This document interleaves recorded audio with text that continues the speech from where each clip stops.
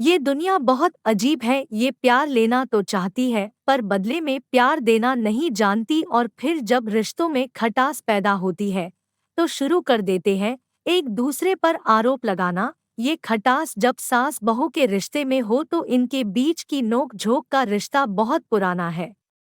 सास बहू जब प्यार से रहे तो किसी माँ बेटी से कम नहीं, लेकिन क्या हो जब इनके बीच आपसी तकरार हो तो ध्यान में आता है झगड़े और कलेश। ये झगड़े या तो पति को पत्नी से अलग कर देते हैं या फिर माँ को अपने बेटे से, क्योंकि पत्नी को सास पसंद नहीं आती और वो उससे अलग होना चाहती है। तो फंसता तो दोनों तरफ से बेचारा पति ही है। सास बहू के झगड़े की कुछ नोक झोंक इस कहानी में भी घटित हुई है, लेकिन साथ ही में इसका एक शानदार हल भी दिया गया है। उम्मीद है कि ये कहानी आपको पसंद आएगी।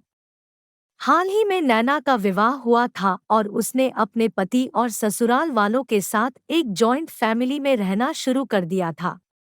कुछ दिनों के बाद उसे पता चला कि वह अपनी सास के साथ नहीं रह सकती।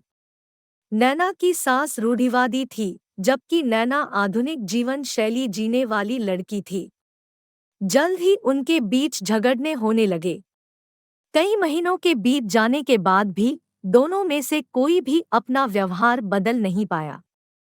समय के साथ साथ नैना और ज्यादा आक्रामक हो गई और उसे अपनी सास से नफरत होना शुरू हो गया।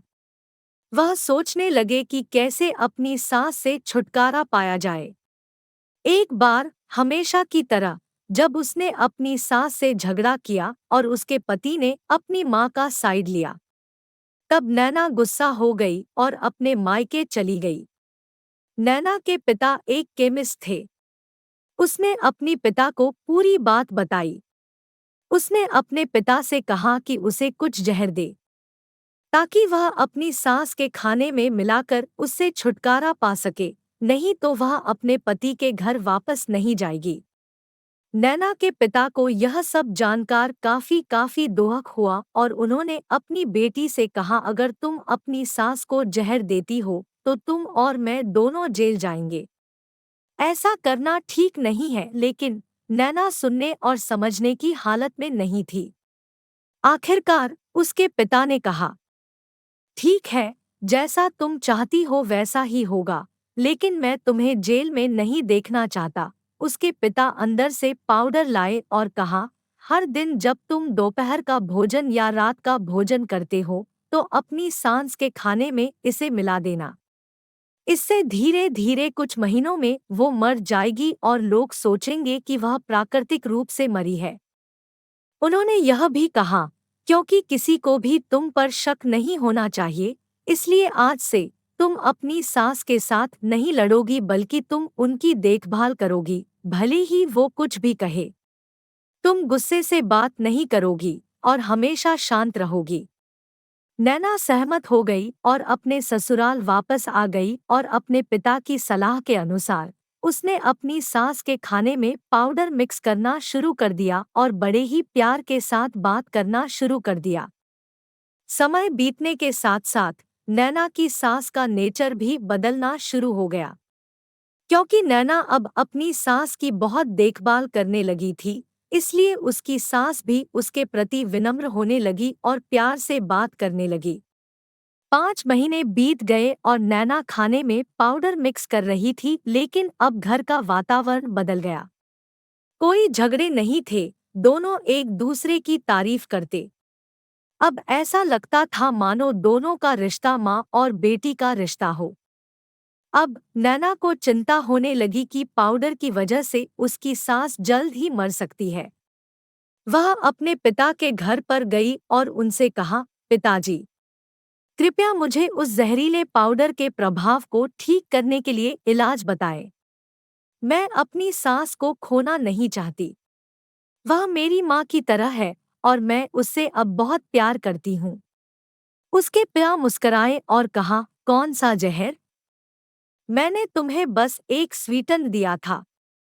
नैना हैरान थी और उसने अपने पिता से पूछा कि उन्होंने ऐसा क्यों किया। पिता ने कहा, बेटा, अगर तुम किसी दूसरे इंसान से प्यार चाहते हो तो तुम्हें भी उसे प्यार देना होगा। रिश्ते एक गाड़ी की तरह होते हैं और हम उन पर लगे पहियों की तरह। जब तक सभी पहिए ठीक से आगे नहीं बढ़ेंगे तब तक गाड़ी ठीक से नहीं चल सकती। इसी बात का एहसास दिलाने के लिए मैंने ऐसा किया और तुम्हें अपनी सास के प्रति नम्र रहने को कहा।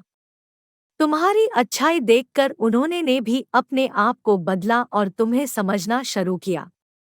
तुम दोनों ने एक दूसरे के लिए अपने आप को बदला। यही कारण है कि तुम अपनी सास के लिए आज मेरे पास भागते हुए आई हो। नैना अपने पिता की बात समझ चुकी है और आप।